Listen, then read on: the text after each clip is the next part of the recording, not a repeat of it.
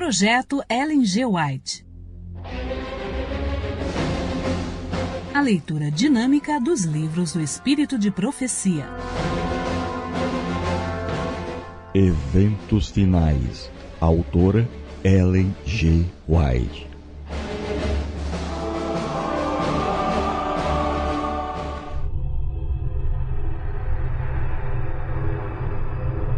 Capítulo 17. As 7 últimas pragas e os ímpios. Serão derramadas as taças da ira de Deus.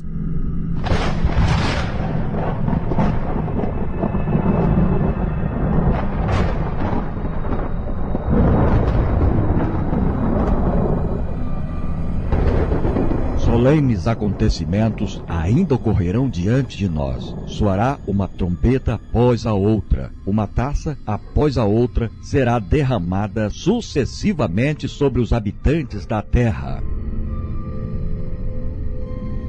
Logo, o mundo será abandonado pelo anjo da misericórdia, e as 7 últimas pragas estão para ser derramadas. Os raios da ira de Deus estão prestes a cair. E quando ele começar a punir os transgressores, não haverá um período de pausa até o fim.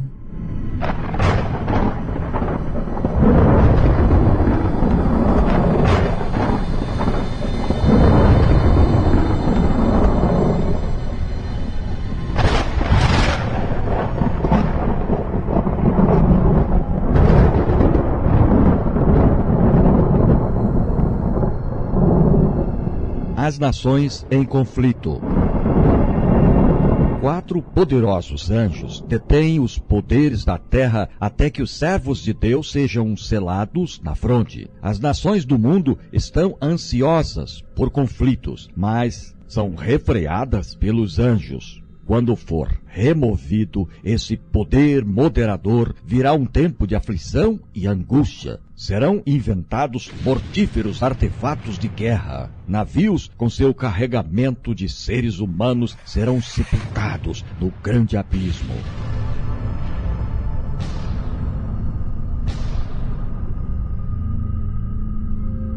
Todos os que não têm o Espírito da Verdade se unirão sob a liderança de instrumentalidades satânicas, mas deverão ser mantidos sob controle até que chegue o tempo para a grande batalha do Armagedon.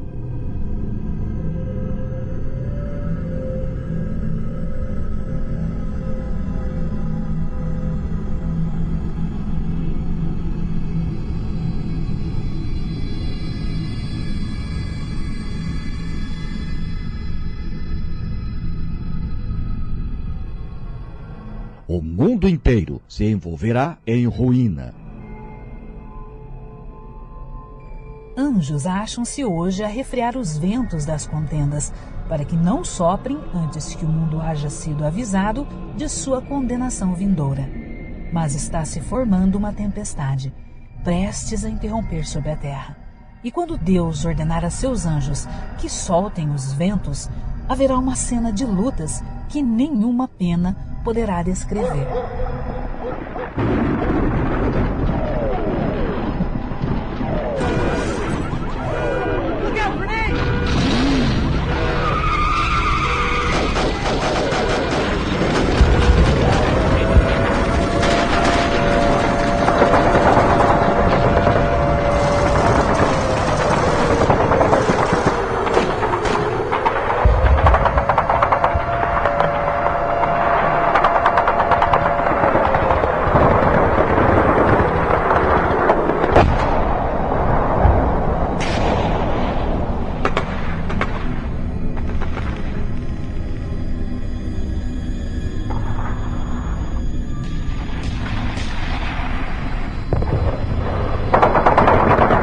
A profecia do Salvador, relativa aos juízos que deveriam cair sobre Jerusalém, há de ter outro cumprimento, do qual aquela terrível desolação não foi senão tênue sombra. Na sorte da cidade escolhida, podemos contemplar a condenação de um mundo que rejeitou a misericórdia de Deus e calcou a pés a sua lei.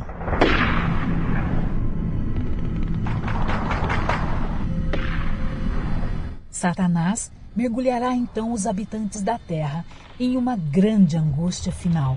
Ao cessarem os anjos de Deus de conter os ventos impetuosos das paixões humanas, ficarão às soltas todos os elementos de contenda.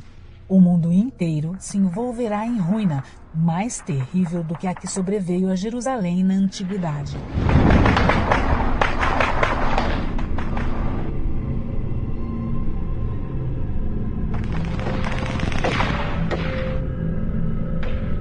Deus é justo bem como misericordioso.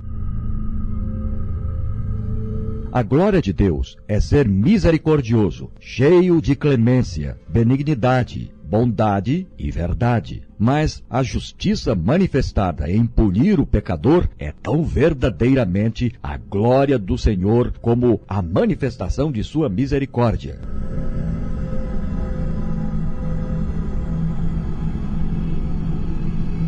O Senhor Deus de Israel executará juízo sobre os deuses deste mundo, como aconteceu com os deuses do Egito.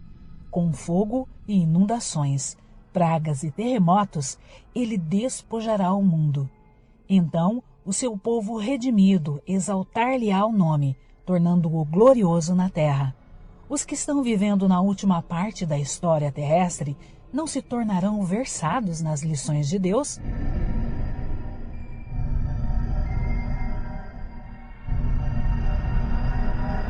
Aquele que tem sido nosso intercessor, que ouve todas as orações e confissões dos penitentes, que é representado como um arco-íris, o símbolo de graça e amor por cima da cabeça, em breve cessará sua obra no santuário celestial. A graça e a misericórdia descerão então do trono e a justiça tomará o seu lugar. Aquele a quem seu povo tem esperado assumirá a função a que tem direito, a de juiz supremo.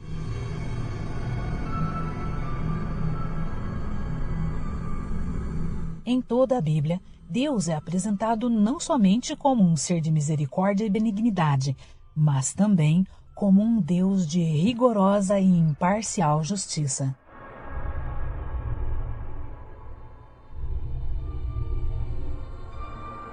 A certeza dos juízos de Deus.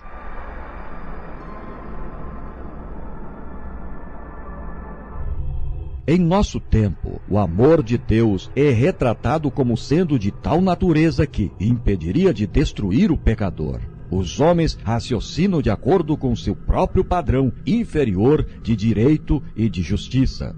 Pensavas que eu era teu igual. Salmos 50, verso 21. Eles avaliam a Deus por si mesmos, calculam como agiriam em determinadas circunstâncias e decidem que Deus procederá do modo como imaginam que eles fariam.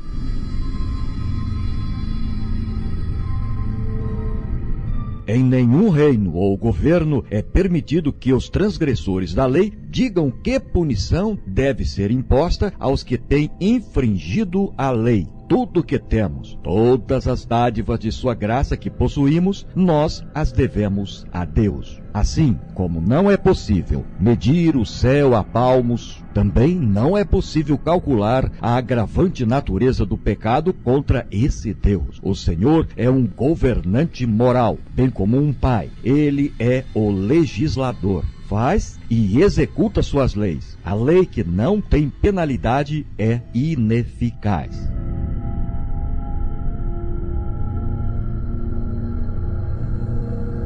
Talvez seja feita a alegação de que um pai amoroso não quereria ver seus filhos sofrerem o castigo divino pelo fogo enquanto tivesse o poder de livrá-los.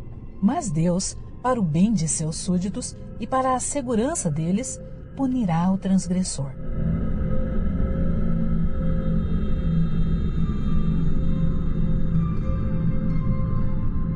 Deus não atua no mesmo nível que o homem. Ele pode fazer infinita justiça que o homem não tem o direito de fazer aos semelhantes. Noé teria desagradado a Deus se houvesse afogado um dos escarnecedores e zombadores que o importunavam. Mas Deus submergiu o vasto mundo. Ló não teria o direito de impor alguma punição aos genros, mas Deus faria isso com toda justiça. Quem dirá que Deus não fará o que ele diz que irá fazer?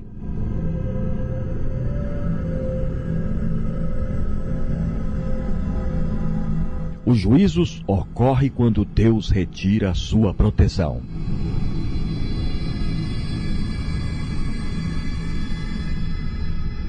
Foi-me mostrado que os juízos de Deus não viriam sobre eles diretamente da parte do Senhor, mas desta maneira. Eles se colocam além de sua proteção. O Senhor adverte, corrige, repreende e indica o único caminho seguro. Então, se os que têm sido objeto de seu especial cuidado seguirem por seu próprio rumo, independentemente do Espírito de Deus, se depois de reiteradas advertências resolverem fazer sua própria vontade, ele não encarregará seus anjos de impedirem os decididos ataques de Satanás contra eles. É o poder de Satanás que está em atividade no mar e na terra, causando calamidades e aflições e arrebatando multidões para manter o domínio sobre sua presa. Deus usará seus inimigos como instrumentos para punir os que seguiram seus próprios e perniciosos caminhos, pelos quais a verdade de Deus tem sido deturpada, desfigurada e desonrada.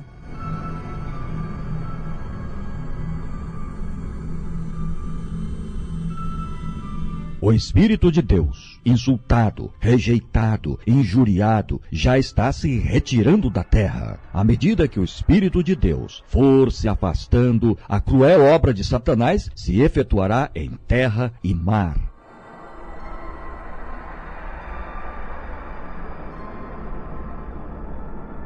Os ímpios passaram os limites de seu tempo de graça. O Espírito de Deus, persistentemente resistido, foi, por fim, retirado. Desabrigados da graça divina, não têm proteção contra o inimigo.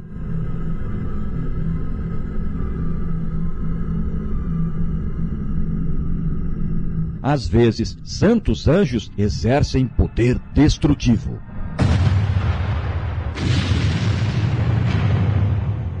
Os juízos de Deus foram incitados contra Jericó. Ela era uma fortaleza, mas o capitão do exército do Senhor, em pessoa, veio do céu para dirigir os exércitos celestiais no ataque à cidade. Anjos de Deus apoderam-se dos sólidos muros e os derrubaram.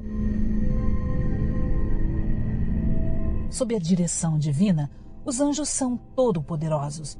Uma ocasião, em obediência à ordem de Cristo, mataram numa noite 185 mil homens do exército assírio.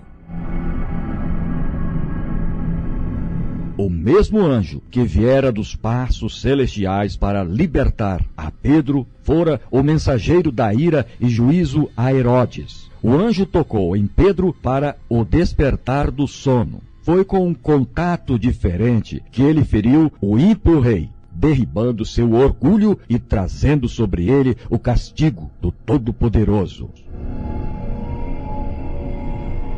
Herodes morreu em grande angústia de espírito e corpo, sob o juízo retributivo de Deus.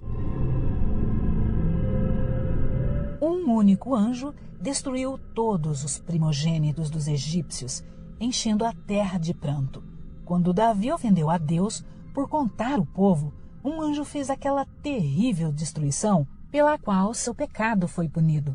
O mesmo poder destruidor exercido pelos santos anjos quando Deus ordena, será exercido pelos maus quando ele o permitir. Há agora forças preparadas e que aguardam apenas o consentimento divino para espalharem a desolação por toda parte. As 2 primeiras pragas. Quando Cristo cessar de interceder no santuário, será derramada a ira que, sem mistura, se ameaçar a fazer cair sobre os que adoram a besta e sua imagem e recebem o seu sinal. Apocalipse capítulo 14, versículos 9 e 10. As pragas que sobrevieram ao Egito quando Deus estava prestes a libertar Israel eram de caráter semelhante aos juízos mais terríveis e extensos que devem cair sobre o mundo precisamente antes do libertamento final do povo de Deus. Diz o autor de Apocalipse, descrevendo esses tremendos flagelos: fez-se uma chaga má e maligna nos homens que tinham o sinal da besta e que adoravam a sua imagem. O mar se tornou em sangue como de um morto, e morreu no mar toda a alma vivente. Apocalipse, capítulo 16, versículo 2 e 3.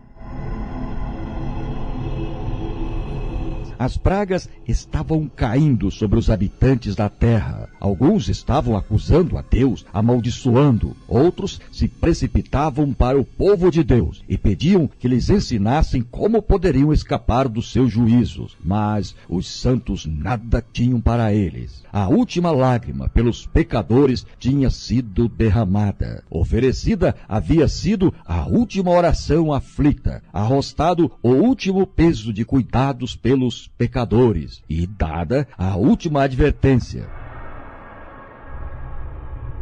A terceira praga. Vi que os 4 anjos segurariam os 4 ventos até que a obra de Jesus estivesse terminada no santuário, e então viriam as 7 últimas pragas. Estas pragas enfureceram os ímpios contra os justos, pois pensavam que nós havíamos trazido os juízos divinos sobre eles e que se pudessem livrar a terra de nós, as pragas cessariam. Saiu um decreto para se matarem os santos, o que fez com que estes clamassem dia e noite por livramento. Este foi o tempo de angústia de Jacó. Então todos os santos clamaram com angústia de espírito e alcançaram livramento pela voz de Deus. E os rios e fontes das águas se tornaram em sangue. Terríveis como estes castigos, a justiça de Deus é plenamente reivindicada. Declara o anjo de Deus: justo és tu, ó Senhor, porque julgaste estas coisas, visto como derramaram o sangue dos santos e dos profetas. Também tu lhes deste o sangue a beber, porque disto são merecedores. Apocalipse capítulo 16, versículos de 2 até o 6. Condenando o povo de Deus à morte, são tão culpados do crime do derramamento de seu sangue como se este tivesse sido derramado por suas próprias mãos. A quarta praga. Na praga que se segue, é dado poder ao sol para que abrasasse os homens com fogo. E os homens foram abrasados com grandes calores. Apocalipse capítulo 16, versículos 8 e 9. Os profetas assim descrevem a condição da terra naquele tempo terrível. E a terra está triste, porque a colheita do campo pereceu. Todas as árvores do campo se secaram, e a alegria se secou entre os filhos dos homens. A semente apodreceu debaixo de seus torrões, os celeiros foram assolados, como geme o gado. As manadas de vacas estão confusas, porque não têm pasto. Os rios se secaram, e o fogo consumiu o pasto do deserto. Joel, capítulo 1, versículos de 10 até o 12. E versículo 17 até o 20. Os cânticos do templo são gritos de dor naquele dia, diz o Senhor Jeová. Muitos serão os cadáveres em todos os lugares, serão lançados fora em silêncio. Amós, capítulo 8, versículo 3. Estas pragas não são universais. Ao contrário, os habitantes da terra seriam inteiramente exterminados. Contudo, serão os mais terríveis flagelos que já foram conhecidos por mortais. A quinta praga. Com brados de triunfo, zombaria e imprecação, multidões de homens maus estão prestes a cair sobre a presa, quando eis que um denso negror, mais intenso do que as trevas da noite, cai sobre a terra. Então, o arco-íris, resplandecendo com a glória do trono de Deus, atravessa os céus e parece cercar cada um dos grupos em oração. As multidões iradas subitamente se detêm. Silenciam seus gritos de mofa. É esquecido o objeto de sua ira sanguinária. Com terríveis pressentimentos, contemplam o símbolo da aliança de Deus, anelando pôr-se ao amparo de seu fulgor insuperável. É à meia-noite que Deus manifesta o seu poder para o livramento de seu povo. O sol aparecerá resplandecendo em sua força. Sinais e maravilhas se seguem em rápida sucessão. Os ímpios contemplam a cena com terror e espanto, enquanto os justos veem com solene alegria os sinais de seu livramento. A lei de Deus aparece no céu. Aparece então de encontro ao céu uma mão segurando duas tábuas de pedra dobradas uma sobre a outra. Diz o profeta: os céus anunciarão a sua justiça, pois Deus mesmo é o juiz. Salmos 50, versículo 6.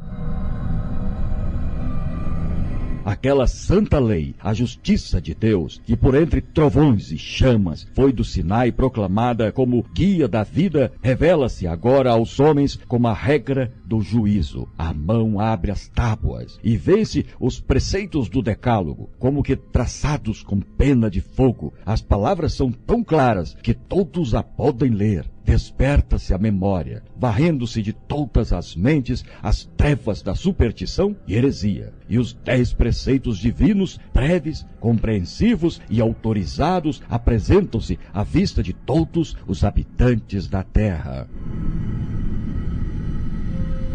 Os perdidos condenam seus falsos pastores. Membros da igreja que viram a luz e se convenceram, mas não confiaram a salvação de sua alma ao pastor, no dia de Deus ficarão sabendo que outra pessoa não pode pagar o resgate por suas transgressões. Haverá um terrível clamor: estou perdido, eternamente perdido. Homens ficarão com vontade de despedaçar os pastores que pregaram falsidades e condenaram a verdade. Todos se unem para acumular suas mais amargas condenações contra os ministros. Pastores infiéis profetizaram coisas agradáveis, levaram os ouvintes a anular a lei de Deus e a perseguir os que a queriam santificar. Agora, em seu desespero, esses ensinadores confessam perante o mundo sua obra de engano. As multidões estão cheias de furor. Estamos perdidos! Exclamam. E vós sois a causa de nossa ruína. E voltam-se contra os falsos pastores, aqueles mesmos que mais os admiravam. Pronunciarão as mais terríveis maldições sobre eles. As mesmas mãos que os coroavam de lauréis levantar-se-ão para destruí-los. As espadas que deveriam matar o povo de Deus são agora empregadas para exterminar os seus inimigos. Vemos aí que a igreja, o santuário do Senhor, foi a primeira a sentir o golpe da ira de Deus.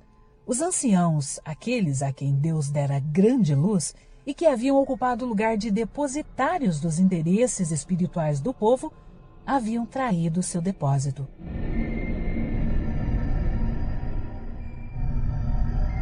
A palavra de Deus é invalidada por falsos pastores. Em breve, sua obra recairá sobre si mesmos. Então, serão testemunhadas as cenas descritas em Apocalipse capítulo 18, em que os juízos de Deus cairão sobre a Babilônia mística. A sexta praga. Os espíritos diabólicos sairão aos reis da terra e ao mundo inteiro para segurá-los no engano e forçá-los a se unirem a Satanás, em sua última luta contra o governo do céu. O Espírito de Deus está gradualmente se retirando do mundo. Satanás também está concentrando as forças do mal, dirigindo-se aos reis do mundo inteiro para reuni-los sob seu estandarte e prepará-los para a peleja do grande dia do Deus Todo-Poderoso. Após a descrição que João, em Apocalipse 16, fez desse poder operador de milagres que ajuntará o mundo para o último grande conflito, os símbolos são deixados para trás e a voz da trombeta dá mais uma vez o sonido certo. Eis que venho como ladrão. Bem-aventurado aquele que vigia e guarda as suas vestes, para não andar nu e não se veja a sua vergonha. Apocalipse capítulo 16, versículo 15. Depois de sua transgressão, Adão e Eva estavam nus, pois a vestimenta de luz e proteção se apartara deles. O mundo terá esquecido a admoestação e as advertências de Deus, como aconteceu com os habitantes do mundo no tempo de Noé e também com os moradores de Sodoma. Eles acordaram com todos os seus planos e invenções de iniquidade, mas, de repente, choveu fogo do céu e consumiu os ímpios habitantes. Assim será no dia em que o Filho do Homem se manifestar. A última grande batalha entre o bem e o mal. Dois grandes poderes opostos são revelados na última grande batalha. De um lado está o Criador do céu e da terra. Todos os que se encontram do seu lado têm o seu selo. Eles são obedientes às suas ordens. Do outro lado está o príncipe das trevas, com os que escolheram a apostasia e a rebelião. Um terrível conflito encontra-se diante de nós, aproximando-nos da peleja do grande dia do Deus Todo-Poderoso. O que tem estado sob controle será solto. O anjo da misericórdia está dobrando as asas, preparando-se para descer do trono e deixar o mundo sob o domínio de Satanás. Os principados e potestades da terra estão em acirrada revolta contra o Deus do céu. Estão cheios de ódio contra os que o servem. E em breve, muito em breve, será travada a última grande batalha entre o bem e o mal. A terra será o campo de batalha, o local da peleja e da vitória final. Aqui em que por tanto tempo Satanás tem instigado os homens contra Deus, a rebelião será debelada para sempre.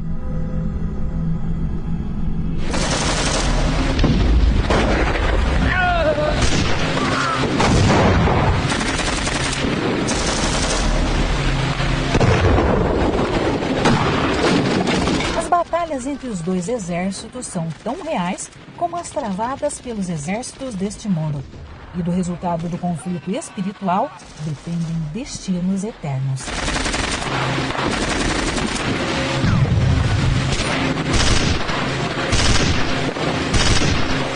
Todo mundo se concentrará de um lado ou do outro. Todo mundo estará em um ou no outro lado da questão. Será travada a batalha do Armagedon. E nesse dia, nenhum de nós deverá estar dormindo. Precisamos estar bem despertos, como as virgens prudentes, tendo azeite em nossas vasilhas como nossas lâmpadas. O poder do Espírito Santo deve estar sobre nós, e o capitão do exército do Senhor estará à frente dos anjos do céu para dirigir a batalha.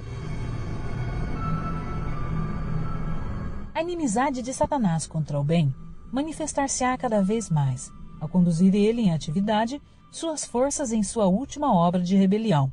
E toda alma que não esteja inteiramente entregue a Deus e não seja guardada pelo poder divino, fará uma aliança com Satanás contra o céu e se unirá na batalha contra o governador do universo. Logo, todos os habitantes da terra terão tomado partido, ou a favor ou contra o governo do céu.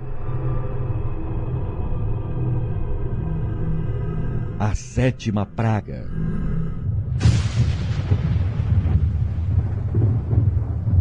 Precisamos estudar o derramamento da 7ª taça.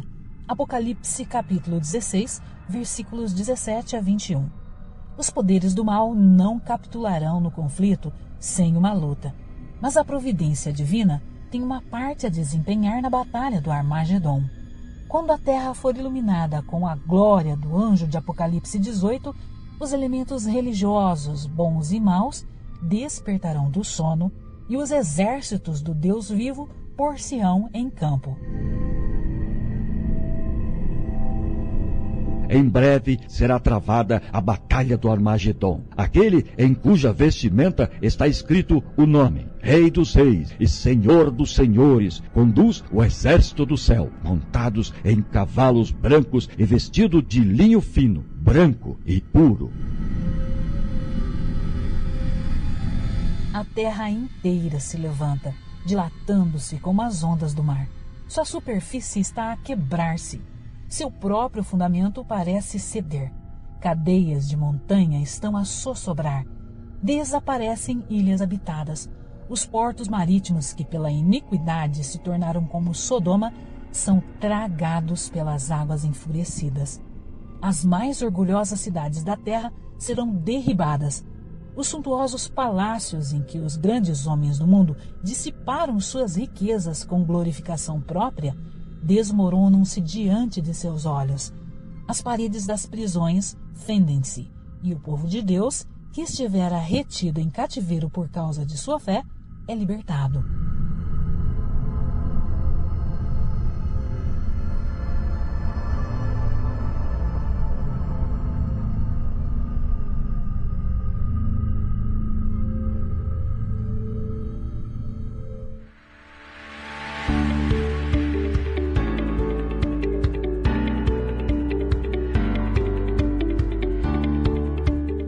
O áudio que você ouviu faz parte de um projeto missionário destinado a pessoas cegas e não alfabetizadas, sendo proibida a venda e comercialização do mesmo.